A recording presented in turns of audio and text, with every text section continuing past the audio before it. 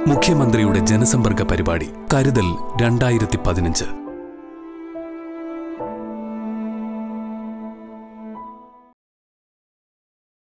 കരുതൽ 2015 നടക്കുന്ന നാലാമത്തെ ജില്ലയാണ് പത്തനംതിട്ട.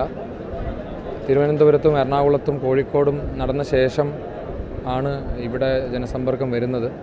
ഇവിടുത്തെ ഇന്നത്തെ ജനസമ്പർക്ക പരിപാടിയുടെ പ്രത്യേകത എന്ന് വെച്ചാൽ ഇന്ന് രാജ്യവ്യാപകമായിട്ട് ഒരു പണിമുടക്കുണ്ട്. അതുകൊണ്ട് തന്നെ ആളുകൾക്ക് എത്തിപ്പെടുന്നതിനും മറ്റുമുള്ള ഒരുപാട് ബുദ്ധിമുട്ടുകൾ ഉണ്ടാവുമെന്ന് മുൻകൂട്ടി കണ്ടുകൊണ്ട് വേണം ഇതിനുള്ള തയ്യാറെടുപ്പ് എടുക്കാൻ എന്നുള്ളതായിരുന്നു ഇതിൻ്റെ പ്രത്യേകത. എന്നാൽ മറ്റ് 3 ജില്ലകളിൽ നിന്നും ജനസമ്പർക്കം കാണുകയും അവിടുത്തെ കളക്ടർമാരും അതുമായി ബന്ധപ്പെട്ട മറ്റാളുകളോടും സംസാരിച്ച് അതിൽ നിന്നും കിട്ടിയ അനുഭവം കൂടി ഉൾപ്പെടുത്തിക്കൊണ്ടാണ് ഞങ്ങളിവിടെ ഇന്ന് തയ്യാറെടുപ്പെടുത്തത്. ഇന്നത്തെ ദിവസം ജനസമ്പർക്കത്തിനായി വരുന്നവർക്ക് ബുദ്ധിമുട്ടുണ്ടാവാതിരിക്കാൻ പല സ്കൂളുകളും ഞങ്ങളെ സഹായിച്ചു. അവരുടെ എല്ലാം സ്കൂൾ ബസ്സുകൾ ഞങ്ങൾക്കായി വിട്ടുതരികയും അങ്ങനെ 27ഓളം ബസ്സുകൾ രാവിലെയും വൈകുന്നേരവും, രാവിലെ ഇങ്ങോട്ടും വൈകുന്നേരം തിരിച്ച് പല സ്ഥലങ്ങളിലേക്കുമായി സ്പെഷ്യൽ സർവീസുകൾ നടത്തുന്നുണ്ട്.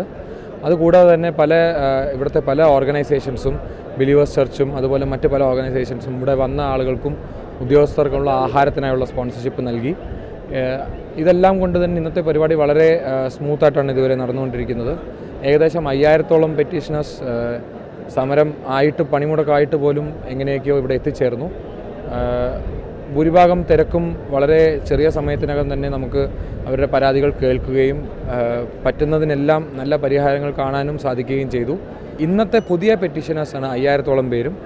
7000-ൽ കൂടുതൽ പെറ്റീഷനേഴ്സ് ഇതിനു മുമ്പായിട്ട് അപേക്ഷ തന്നിട്ടുണ്ടായിരുന്നു, പല താലൂക്കുകളിൽ നിന്നും വില്ലേജുകളിൽ നിന്നും. അവരുടെ അപേക്ഷയും ഏറെക്കുറെയൊക്കെ ഒരുപാട് പരിഹരിക്കാവുന്ന മിക്ക അപേക്ഷകളും പരിഹരിക്കപ്പെട്ടിരിക്കുന്നു. അതിൽ ഒരു 1000-ൽ കൂടുതൽ പേർ ദുരിതാശ്വാസ നിധിയിൽ നിന്നുള്ള ധനസഹായത്തിനായി അപേക്ഷിച്ചവരാണ്. അവർക്കെല്ലാവർക്കും ധനസഹായം നൽകാൻ സാധിച്ചു.